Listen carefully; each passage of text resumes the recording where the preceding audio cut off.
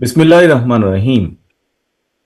জুলাই আগস্টের ফ্যাসিবাদ বিরোধী গণ অভ্যুত্থানের বর্ষপূর্তি উপলক্ষে মাসাধিককাল ব্যাপী কর্মসূচির অংশ হিসাবে বিএনপি গণ অভ্যুত্থান 2024 জাতীয় ঐক্য ও গণতান্ত্রিক অভিযাত্রা এবং শহীদ পরিবারের সম্মাননা অনুষ্ঠান আয়োজন করেছে।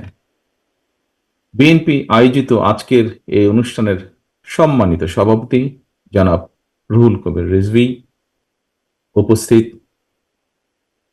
বাংলাদেশ জাতীয়তাবাদী দলের সম্মানিত মহাসচিব জনাব মির্জা ফখরুল ইসলাম আলমগীর, স্থায়ী কমিটির সম্মানিত সদস্য নেতৃবৃন্দ এবং ফ্যাসিবাদ বিরোধী রাজপথের আন্দোলনের সহকর্মী বিভিন্ন রাজনৈতিক দলের নেতৃবৃন্দ, বিভিন্ন রাজনৈতিক দল থেকে আগত জাতীয় নেতৃবৃন্দ, শিক্ষক, সাংবাদিক, বুদ্ধিজীবী, বিভিন্ন শ্রেণী, পেশা এবং সিভিল সোসাইটির সম্মানিত প্রতিনিধিগণ, বিশেষ করে ফ্যাসিবাদ বিরোধী আন্দোলনের হাজারো শহীদ এবং হতাহতদের বাবা মা, আত্মীয় স্বজন, প্রিয়জন যারা এখানে উপস্থিত হয়েছেন, আপনারা আমার আন্তরিক শুভেচ্ছা এবং সালাম গ্রহণ করুন। আসসালামু আলাইকুম।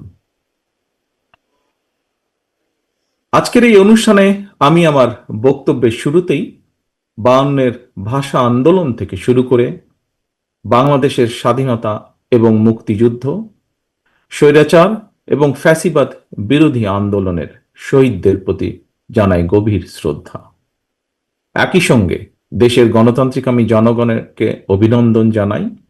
গুম, খুন, অপহরণ, জেল, জুলুম, হুলিয়া, হামলা, মামলা, ভয় কোনো কিছুই যাদেরকে গণতন্ত্র পুনরুদ্ধারের আন্দোলন থেকে বিচ্যুত রাখতে পারেনি। শহীদ পরিবারের সম্মানিত সদস্যবৃন্দ, 2024 সালের 5ই আগস্ট ফ্যাসিস্ট পলায়নের পরক্ষণে আমার দেওয়া প্রথম বক্তব্যে আমি শহীদ পরিবারের মায়েদের এবং সন্তান স্বজনদের প্রতি গভীর শ্রদ্ধা জানিয়ে কয়েকটি কথা বলেছিলাম। ফ্যাসিস্ট পতনের বছর পূর্তি এই অনুষ্ঠানে শহীদ পরিবারের সদস্যদের সম্মানে আমি আবারও খুব সংক্ষেপে আমার 5ই আগস্টের দেওয়া 1 বছর আগে সেই বক্তব্যটির দু একটি কথা উল্লেখ করতে চাই।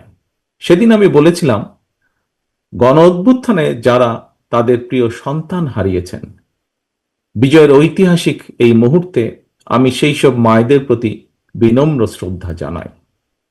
গত 15 বছরের ফ্যাসিবাদী শাসনকালে এভাবে অনেক সন্তান তাদের প্রিয়তম পিতা হারিয়েছেন, অনেক স্ত্রী হারিয়েছেন তাদের প্রিয়তম স্বামীকে। গুম, খুন, অপহরণ করে অসংখ্য মায়ের বুক খালি করে দেওয়া হয়েছে। আপনাদের সন্তান স্বজনদের শহীদী মৃত্যু আর ত্যাগ তিতিক্ষায় 5ই আগস্ট আরেকটি বিজয় দেখেছে বাংলাদেশ। শহীদ পরিবারের সম্মানিত সদস্যগণ, 24-এর গণ অভ্যুত্থানে আপনার প্রিয়জন দেশের জন্য, দেশের মানুষের জন্য, গণতন্ত্রের জন্য নিজের জীবন উৎসর্গ করেছেন। একজন শহীদ শুধু আপনার স্বজন নন, তিনি জাতির গৌরব, তিনি মুক্তিকামী মানুষের প্রেরণা। সুতরাং আপনাদের স্বজন হারানোর বেদনা, আপনাদের সহ্য শক্তি, সংগ্রাম এবং সাহসের প্রতি গণতান্ত্রিকামী জনগণের পক্ষ থেকে আবারও জানাই গভীর শ্রদ্ধা ও কৃতজ্ঞতা। শহীদ পরিবারের সম্মানিত মায়েরা এবং প্রিয় ভাই ও বোনেরা, আজ আপনাদের সামনে আমি এবং আমরা সবাই আবারও একটি প্রত্যয় ব্যক্ত করতে চাই। 1971 সালে বাংলাদেশের স্বাধীনতা অর্জনের যুদ্ধে শহীদ মুক্তিযোদ্ধাদেরকে যেমন বাংলাদেশ ভোলেনি, 2024 সালে দেশ এবং জনগণের স্বাধীনতা রক্ষার যুদ্ধে বীর শহীদদেরকেও বাংলাদেশ কখনোই ভুলবে না। জনগণের রায় বিএনপি রাষ্ট্র পরিচালনার দায়িত্ব পেলে শহীদদের প্রতি শ্রদ্ধা জানিয়ে দেশের বিভিন্ন স্থাপনা, সড়ক কিংবা গুরুত্বপূর্ণ প্রতিষ্ঠানের নামকরণের ইচ্ছে আমাদের আছে।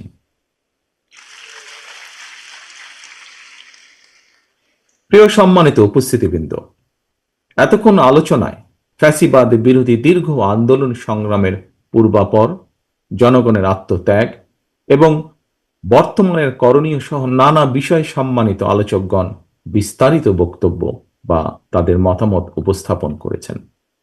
আলোচকদের বক্তব্যে যে সকল বিষয় উঠে এসেছে সেসব বক্তব্য আমি পুনরুল্লেখ করতে চাই না। তবে দেশ এবং জনগণের স্বার্থে যারা বিভিন্নভাবে আত্মত্যাগ করেছেন, তাদের কাঙ্ক্ষিত বাংলাদেশ গড়ার লক্ষ্যে একজন রাজনৈতিক কর্মী হিসাবে আমি শুধু আমাদের কিছু ভাবনা এবং পরিকল্পনা আপনাদের সামনে এবং আপনাদের মাধ্যমে বাংলাদেশের জনগণের সামনে তুলে ধরতে চাই সংক্ষেপে।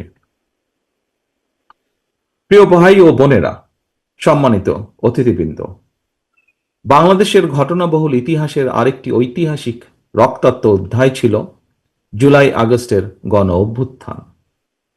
দীর্ঘ ১.৫ দশকেরও বেশি সময় ধরে দেশ এবং জনগণের উপর চেপে বসা ফ্যাসিবাদ বিরোধী এই আন্দোলনে অসংখ্য মানুষ শহীদ হয়েছেন। গুম, খুন, অপহরণ, নির্যাতনের, নিপীড়নের হামলার শিকার হয়েছেন বহু মানুষ। ফ্যাসিবাদী শাসন শোষণে বিগত ১.৫ দশকের গুম, খুন, অপহরণের তালিকা অনেক দীর্ঘ। শুধুমাত্র জুলাই আগস্ট আন্দোলনেই বিএনপির কমপক্ষে ৪২২ জন সহ বিভিন্ন শ্রেণী পেশা মানুষ, ছাত্র জনতা, কৃষক, শ্রমিক, গার্মেন্টস কর্মী, নারী, শিশু এবং ফ্যাসিবাদ বিরোধী আন্দোলনে থাকা রাজপথের রাজনৈতিক দলগুলোর নেতাকর্মী সহ কমপক্ষে ১৫০০-এরও বেশি মানুষ শহীদ হয়েছেন।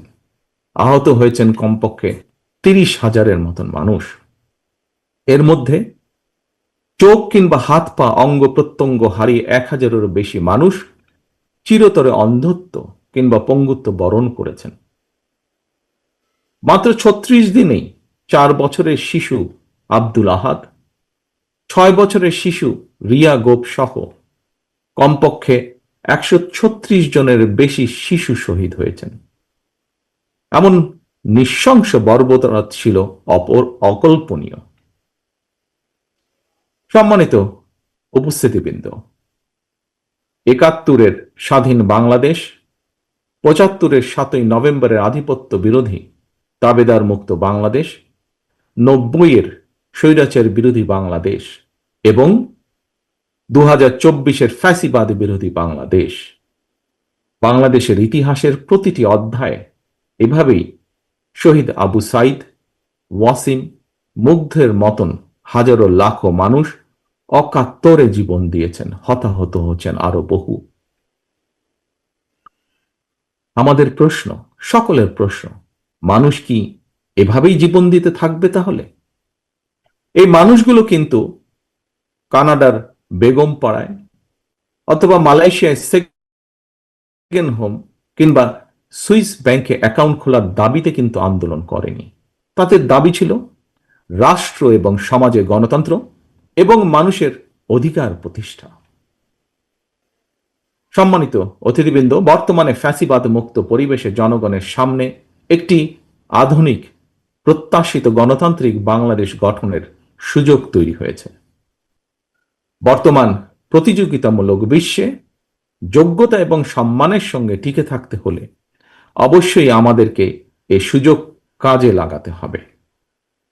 আরো একবারের জন্য ভুল করা চলবে না। সুতরাং জনগণের বাংলাদেশে জনগণের সরাসরি ভোটে জনগণের প্রতি জবাবদিহিমূলক নির্বাচিত গণতান্ত্রিক সরকার প্রতিষ্ঠা করে লাখো শহীদের কাঙ্ক্ষিত একটি ইনসাফ ভিত্তিক গণতান্ত্রিক মানবিক বাংলাদেশ গড়ার মধ্য দিয়েই শহীদদের প্রতি আমাদের ঋণ পরিশোধের এখনই সময়।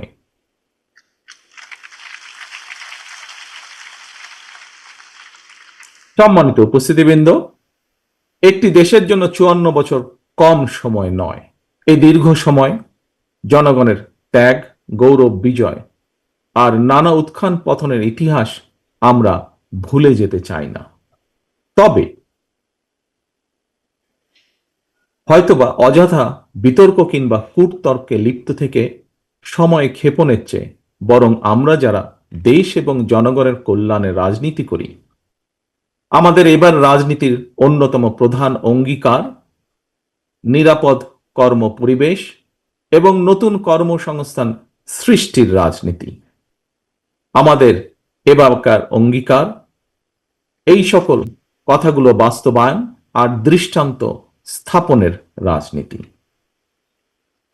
সম্মানিত অতিথিবৃন্দ, অন্ন, বস্ত্র, বাসস্থান, চিকিৎসা, উন্নত বিশ্বে এখন আর শুধুমাত্র এই কয়টি মানুষের মৌলিক চাহিদা কিংবা মৌলিক অধিকার হিসেবে বিবেচিত নয়। বিশ্বের অগ্রগতির সঙ্গে সঙ্গে আরো অনেকগুলো গুরুত্বপূর্ণ বিষয় এই তালিকায় অন্তর্ভুক্ত হয়েছে। জননিরাপত্তা, জন অধিকার, বাক ও ব্যক্তি স্বাধীনতা, সম ও ন্যায্য অধিকার, পরিবেশ সুরক্ষা, জলবায়ু পরিবর্তনের প্রভাব। বর্তমানে বিশ্বে এই বিষয়গুলোকে কিন্তু আর অবহেলার সুযোগ নেই। গ্লোবালাইজেশনের বর্তমান সময় সবার সামনে সম্ভাবনার সকল দ্বার উন্মুক্ত। জনগণ যাতে সকল সম্ভাবনাকে নিজেদের পক্ষে কাজে লাগিয়ে এবং লাগাতে পারে, রাজনীতিবিদ হিসেবে আমাদের অন্যতম প্রধানতম কর্তব্য হচ্ছে বিশেষ করে দেশের তরুণ জনশক্তিকে বা জনগোষ্ঠীকে দক্ষ জনশক্তি হিসেবে উপযুক্ত করে গড়ে তোলা। একই সঙ্গে রাষ্ট্র এবং সমাজে গণতন্ত্র এবং আইনের শাসন নিশ্চিত রাখা। সম্মানিত উপস্থিতিবৃন্দ, দেশের জনসংখ্যাকে দক্ষ জনশক্তি হিসেবে গড়ে তুলতে পারলে এই জনসংখ্যায় জনসম্পদে রূপান্তরিত হবে। এই জনসম্পদই মাধ্যমে উন্নত বিশ্বে সামনে দৃষ্টান্ত হয়ে উঠতে পারে আমাদের প্রিয় মাতৃভূমি, প্রিয় বাংলাদেশ। এটি শুধু কথার কথা নয়, বরং আমরা যদি ডেমোগ্রাফিক ডিভিডেন্ডের দৃষ্টিকোণ থেকে বিচার করি, তাহলে আমাদের জনসংখ্যাকে জনসম্পদে রূপান্তর করার সকল সুযোগ এবং সম্ভাবনা আমাদের সামনেই বিদ্যমান। এখন শুধু প্রয়োজন সুষ্ঠু নীতিমালা প্রণয়ন এবং বাস্তবায়ন। এবং সেই লক্ষ্যকেই সামনে রেখেই ফ্যাসিবাদ বিরোধী আন্দোলনে আমাদের রাজপথের সহযোগী গণতন্ত্রের পক্ষের রাজনৈতিক দলগুলোর সঙ্গে পরামর্শ করে বিএনপি ৩১ দফা কর্মসূচি প্রণয়ন করেছে। আসন্ন জাতীয় নির্বাচনে বিএনপি জনগণের রাষ্ট্র পরিচালনার দায়িত্ব পেলে জাতীয় সরকার গঠন করে দেশ এবং জনগণের উন্নয়নের প্রতিটি কর্মসূচির বাস্তবায়নের সর্বোচ্চ উদ্যোগ এবং প্রচেষ্টা গ্রহণ করবে। সম্মানিত উপস্থিতিবৃন্দ, একটি দুর্নীতিমুক্ত, নিরাপদ, মানবিক, গণতান্ত্রিক বাংলাদেশ প্রতিষ্ঠার সুমহান লক্ষ্যে দেশের গণতান্ত্রিকামী প্রতিটি ব্যক্তি ও প্রতিষ্ঠান, প্রতিটি রাজনৈতিক দল ঐক্যবদ্ধ। প্রতিটি রাজনৈতিক দলের নিজস্ব দৃষ্টিভঙ্গি এবং কর্মসূচিগত পার্থক্যের কারণে কোনো কোনো ইস্যুতে ফ্যাসিবাদ বিরোধী রাজনৈতিক দলগুলোর মধ্যে অনৈক্য মনে হলেও আমি দৃঢ়ভাবে বিশ্বাস করি জাতীয় স্বার্থে আমরা সবাই এক। হাজারো শহীদের রত্ন স্নাত রাজপথে ফ্যাসিবাদ বিরোধী এই জাতীয় ঐক্য গড়ে উঠেছে। ৫ই আগস্ট এর জ্বলন্ত উদাহরণ। প্রত্যেকটি ইস্যুতে প্রতিটি রাজনৈতিক দলের ঐক্যমত হওয়া জরুরি নয়, তবে অবশ্যই জাতীয় ইস্যুতে জাতীয় স্বার্থে ঐক্যমত থাকাটাই সবচেয়ে বেশি জরুরি। এটি গণতন্ত্রের সৌন্দর্য। আগামী দিনে আর কোনো অপশক্তি যাতে বাংলাদেশকে তাবেদার রাষ্ট্রে পরিণত করার দুঃসাহস না দেখায়, সংবিধান লঙ্ঘনকারী পতিত পরাজিত পলাতক তাবেদার অপশক্তি যাতে আর মাথা ছাড়া দিয়ে উঠতে না পারে, দেশ এবং জনগণের স্বার্থের বিরুদ্ধে আর কেউ যাতে অপতৎপরতা চালাতে না পারে, আমি দৃঢ়ভাবে বিশ্বাস করি, আমাদের দল বিএনপি বিশ্বাস করে, এইসব বিষয় ফ্যাসিবাদ বিরোধী জাতীয় ঐক্য অটুট রয়েছে, ভবিষ্যতেও তা অটুট থাকবে ইনশাআল্লাহ। সম্মানিত অতিথিবৃন্দ, আমি এবং আমার দল বিএনপি আমরা দেশে গণতান্ত্রিক রাজনৈতিক বিধি ব্যবস্থাকে এমন একটি চিরস্থায়ী ভিত্তির উপরে প্রতিষ্ঠিত করতে চাই, যেখানে রাজনৈতিক দল এবং সরকারের সকল রাজনৈতিক ক্ষমতার নিয়ন্ত্রক থাকবে জনগণ। জনগণই তাদের রাজনৈতিক ক্ষমতা প্রয়োগ করে স্থানীয় সরকার থেকে কেন্দ্রীয় সরকার প্রতিটি পর্যায়ের প্রতিনিধি নির্বাচন করবে। জনগণের নির্বাচিত সরকার জনপ্রত্যাশা পূরণে ব্যর্থ হলে নির্ধারিত মেয়াদের পর সেই সরকার পরিবর্তনের ক্ষমতাও জনগণের হাতে থাকবে।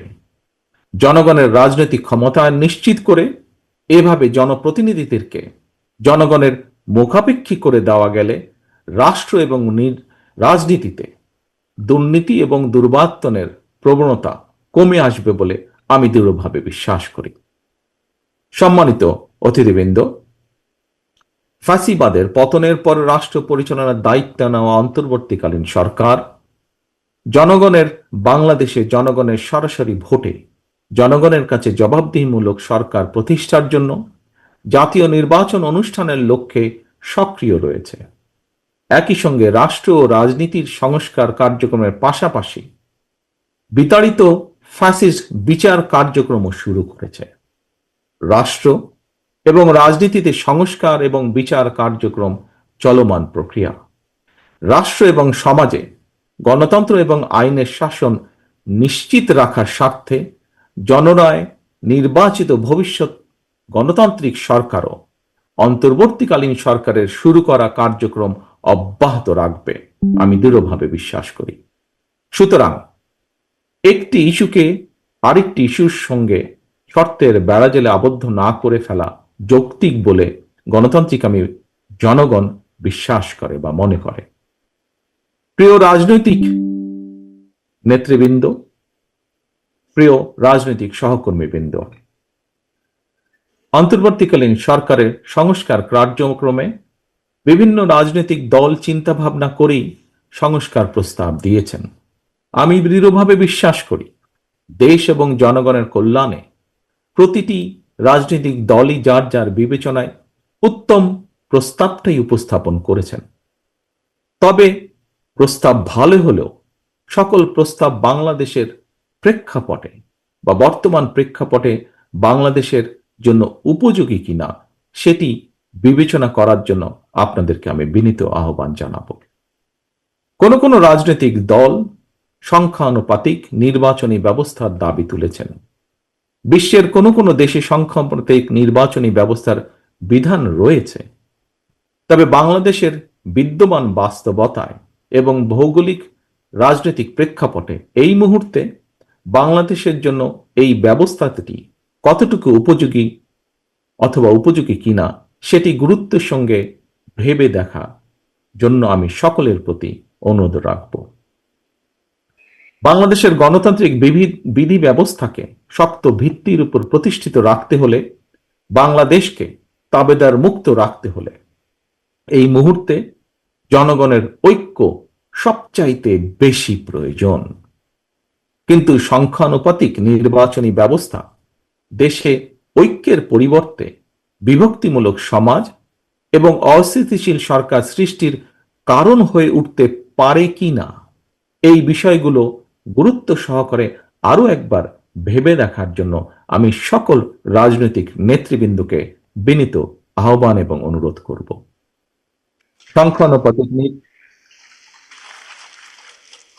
সংখ্যানুপাতিক নির্বাচনী ব্যবস্থার আড়ালে পুনরায় দেশের রাজনীতিতে নিজেদের অজান্তেই পতিত পরাজিত পলাতক ফ্যাসিস্ট অপশক্তির পুনর্বাসনের পথ সুগম করে দেওয়া হচ্ছে কিনা এই বিষয়টিও আমাদের প্রত্যেকের অত্যন্ত সিরিয়াসলি ভাবা দরকার।